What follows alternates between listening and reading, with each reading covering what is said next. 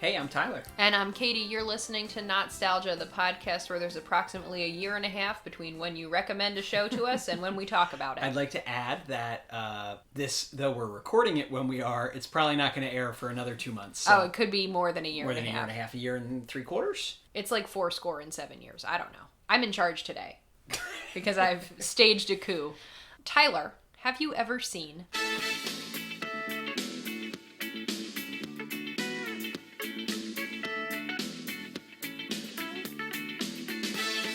Parker Lewis Can't Lose? No. Neither have I. I'm actually kind of excited about it. So, we have a listener, Jabari. Jabari reached out in 2019 and said, please consider watching Parker Lewis Can't Lose. So we considered it for a long time. And now we are watching Parker Lewis Can't Lose. Yeah, it's, for reference, it's December 12th, 2020 while we're recording this, and you're probably listening to it in, I don't know, maybe February of 2021. Who knows? I hope that we're all vaccinated by the time you listen to this, but we probably won't be. This show was created by Clyde Phillips and Lon Diamond. It aired on the Fox network, the early Fox network, from September 2nd, 1990 to June 13th, 1993. In that time, they made 3 seasons, 73 episodes, and this is basically... Do you know anything about it? No. Okay. You said you were in charge, but I still had to do the research for some reason. I delegate. So, it's basically like a Ferris Bueller's Day Off knockoff. So it even has like the same cadence. Yes, exactly. Ferris Bueller's Day Off. Parker Lewis Can't Lose. Same number of syllables, I think, right? So it's inspired by Ferris Bueller, which came out in 1986, 4 years before the show started airing. So you have like a popular teenager, etc., at school, kind of breaking the fourth wall sometimes, you know, and just being very popular. So what's interesting about this show is that this was on Fox. On NBC, there was actually a show called Ferris Bueller, and it premiered 1 week before this show premiered. So there were dueling Ferris Bueller type shows, one of which actually was branded as a Ferris Bueller TV show. Did it star? No, the cast was not in it. They recast everybody. That happened a lot. There's a Clerks TV show like that I think they only made a pilot with like a totally different cast. It's really bizarre. And no cursing. So the interesting thing is, though, the Ferris Bueller show only lasted for 13 episodes, but Parker Lewis Can't Lose was on for 73. So this one won the Ferris Bueller TV show wars. Gosh. Okay. This show is perhaps a little ahead of its time. It's like surreal, fourth wall breaking, you know, and a lot of shows that came after it, you can see the influence, like Malcolm in the Middle and Scrubs and things like that. The like one camera, silly shows, even like something like Arrested Development. But from what I read, they toned down these elements in the 3rd season and shortened the title just to Parker Lewis. I don't know why. It sounds like that's what made it successful, so I'm not sure why they would try to tone it down a little bit, but oh well. We're going to watch Season 1, Episode 13, Teacher, Teacher, and Season 2, Episode 11, Love Handles. I don't know why this is good, though, because I've never seen it. So normally this is where I tell you why it's good, but you haven't seen it either. I haven't seen it. Who knows? Hopefully it's good. It sounds good. Jabari has seen it and said that we should consider it. True. So. And Jabari, thank you for being persistent. You've chimed in a few times since we said, yeah, we'll do that, and now we're doing it. Have you seen Ferris Bueller's Day Off? Yeah. Do you like it? No. Why not? I don't think a single character in that show is well-adjusted or likable. All right, so that bodes well. Ferris Bueller's a real jerk. Yeah, I'll bet you Parker Lewis will be too. Then. I think Cameron has some trauma just under the surface, and Sloane is basically a cardboard cutout. In a fringe jacket. That is the highlight of the entire movie. Not marble nor the gilded monuments of princes shall outlive this powerful rhyme, but you shall shine more bright in these contents than unswept stone, besmeared with sluttish time. Anybody? Mikey. Who is William Shakespeare? That's right. Dead Poets for 80. I think you've been watching too much Jeopardy.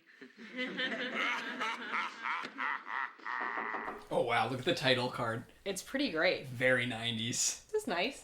Talking about how great his teacher is. Yeah, he loves his poetry teacher. But wait, he can't stop pulling pranks even when his teacher is highly qualified and really excellent. And likable. Are they doing the electric slide?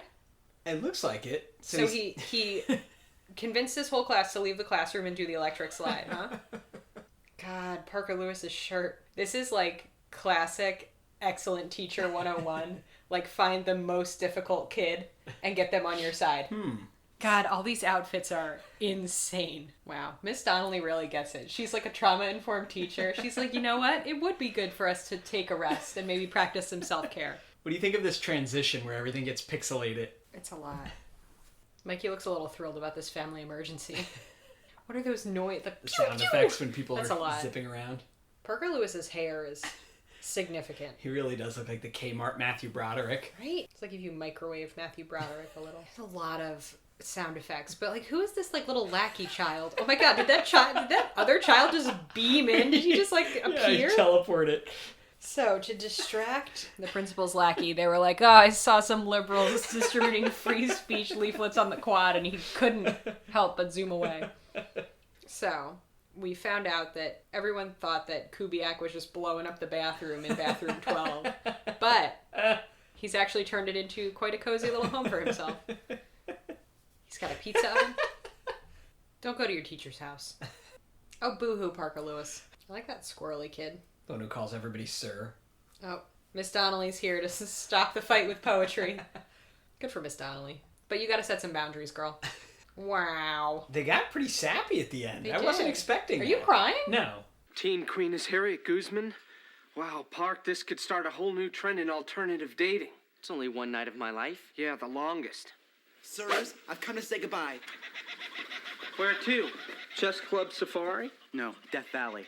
I'm laying low at Aunt Lefty's until this whole Musso tutoring business blows over. Jerry, running away from your problems is not an option. I know, but if Miss Musso fails, I could be a freshman for life. We'll drive you to the airport. God, the early internet is so weird. So he's been chatting with this girl. I feel like this instant messenger is a lot faster than it should.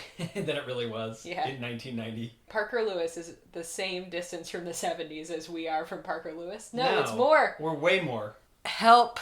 We're 10 years beyond that. Is this kid okay? I don't think that kid's okay. That hair is just disturbing. Does Frank, her little lackey, go to class? Doesn't seem so. Yeah, she just has a student who the principal, follows her around all day. Okay, so this kid has teleported through the lockers. I kind of like this element of, like, supernatural, not supernatural. You know It's what like I mean? cartoon logic. It's a little weird. Oh no. So the girl who he has been chatting with is a little bit heavier, and he is very upset.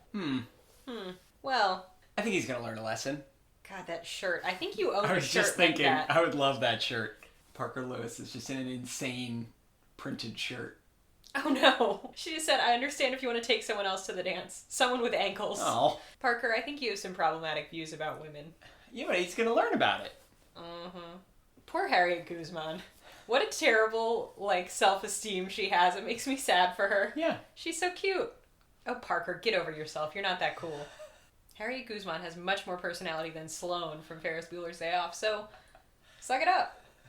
Harriet's really internalized all of the toxic things about 1990s America that persist today. That was a really nice representation of what it's like to overthink stuff. Where it's like this endless loop of like, what if she doesn't want to go to the dance with me? What about this? What about that woman in the well?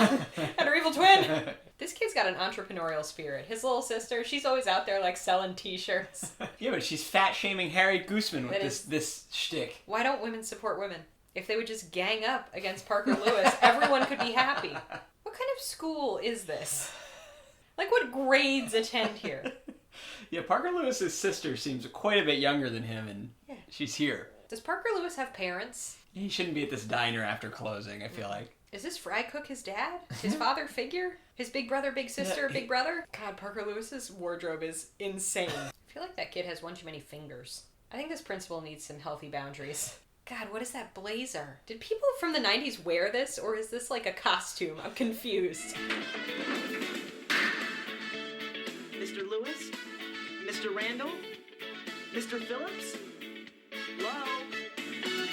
I picked this one, the second one here, because it had internet, like, dating in it, not realizing that it was actually more about... Fat shaming. Yeah, basically. So, what do you think? We saw the teacher one and this one. So I can see this show as like the spiritual ancestor of some wacky like 2000 shows, right? Like you can see it giving birth to like Malcolm in the Middle, what are some other When ones? you said Even Stevens, that's right? like really on the money. That's a really good This point. like magical realism because high crazy school is so weird Right. and like being a teenager is so weird that it basically is magical realism. Like horrible things are happening to your Right. body and your friends suddenly turn into monsters overnight. Like, right? Like Yes. it's I think it's a valid, like very creative representation of what high school feels like, felt like, will always feel like. So I liked that. I don't know, Parker Lewis is kind of a nudge. I don't really like him. He's interesting because I do think this show is trying its best at the time to be not sensitive, but to not just be extremely problematic. Like a lot of the stuff we watch from this era is problematic and makes no effort not to be. Yeah. And people excuse that kind of stuff all the time, and I don't see it. I don't see the excuse for it usually. In this case, though, I would give this a pass because though it doesn't handle things perfectly, I think they were trying. Like, this episode is trying to make a statement about body shaming and societal norms that are unfair to women and unrealistic to live up to, right? But why on earth would they do that through the prism of, like, we're seeing that through Parker Lewis's perspective, which is a dumb take, right? Yeah. You know what I mean? But that's the best this show did at the time, I think. And I think that is the very best that they could have done. You know, like, tackle one problematic topic by being problematic in another area. It was, 92? Right. Because it's like, obviously, the much better version... You can't excuse it, but... Yes. The much better version of this story, as it would be told today, would be from Harriet Guzman's perspective. But instead, we get, like, so it's not... As an audience, we're not really seeing, you know, the main... The conflict of this episode isn't Harriet Guzman is being put down and bullied by everybody because she's heavier than society expects her to be. Because that would make sense. That's whose perspective this story should be told for. Yeah, it should be like Harriet versus societal expectations. But instead, in this story, the conflict is Parker Lewis. Parker Lewis is gonna become less popular because he goes on a date with a girl who's experiencing all that. Yeah, obviously not the best take on it, but better than nothing. You know, like, as opposed to at least what I was worried this episode was going to do, which it felt like it was doing at the beginning, was just be like Parker Lewis making fun of Harriet Guzman, which he did a little bit in his internal monologue at the beginning. It came around, and he tried to make a good point at the end in his little sappy... I guess they always do, at least in these two. They always do a little sappy narration at the end. Would you ever watch it again? Probably not. No? That's a no? All right. I actually would. I kind of enjoyed it. I think I would have really liked this if I had discovered it. No, I was too young at the time because it came out while I was a baby. But if I had discovered this as like a tween, I think I would have really connected with this show. Although, honestly, I feel like the sappiness at the end of each episode is a bit too much for me. I understand. Turn you off as a kid. Yeah, which turns me off right now. I understand the formula of like very silly, and then you can kind of deliver your serious message, but it's not usually my favorite thing in the world. It's like when Jerry Seinfeld's wife makes those brownies with like shredded zucchini in it, you know? I don't know if you've ever said that on the podcast, but you use that as a comparison for stuff in real life all the time. I say it at work a lot. Always do you? And are people like, what are you talking about? If you have a recipe that sneaks vegetables to kids and you want to share it with us, you can message us on any of our social media. You can go ahead and send us a voice message on the Anchor app. You can email us at Not-Stalgia@AOL.com. All of our social media is Not-Stalgia, just like Jabari did. He did a great job of reaching out on Instagram. And sorry we were so slow. It's been sorry a weird it took us a year and a half. We have no excuse. There's no excuse for this. But we are catching up on some recommendations, so get some new recommendations in there, ladies and gentlemen, please. Or send us a recipe for brownies with zucchini in them. You might like them, and you probably will never know. I love zucchini. I don't need my zucchini in my brownies. I'll eat the zucchini separately. The way you wolf food down, you wouldn't even know. The coast is clear, Jared. Hit it. Catch the season premiere of Parker Lewis Can't Lose, Sunday, August 11th on Fox. What do you think you're doing? Well, Miss Musso, we were just doing a promo. What do you think this is, 90210? I'm ready for my close-up now.